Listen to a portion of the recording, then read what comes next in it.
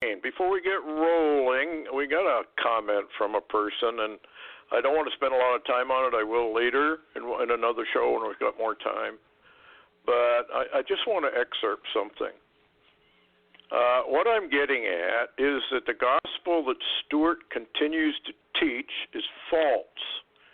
We're under Paul's gospel, not the gospel that Jesus gave to the Jews before he died. The New Testament began with the death of Jesus, and Paul gave it to us. So Stewart is accursed, according to the Bible, and I pray that he will see his error. Anyway, I'm going to reply much later to that. It's an absolute heresy what you just said, or what you commented on.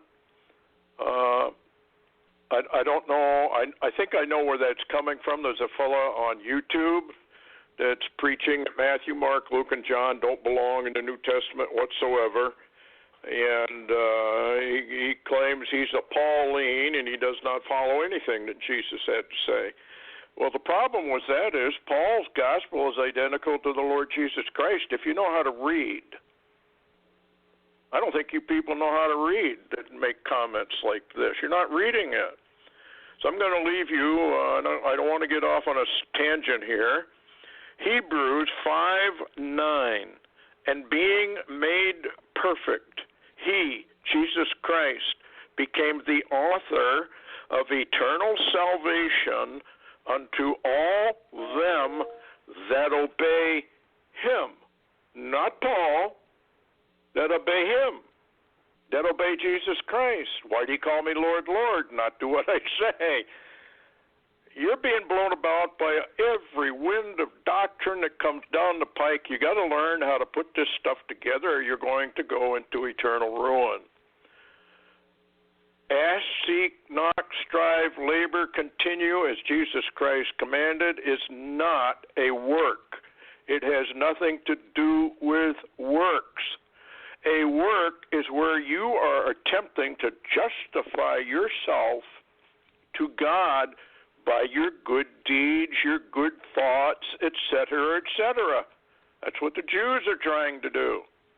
You can't do it. You're a fallen creature. Your works are worthless. They're trash.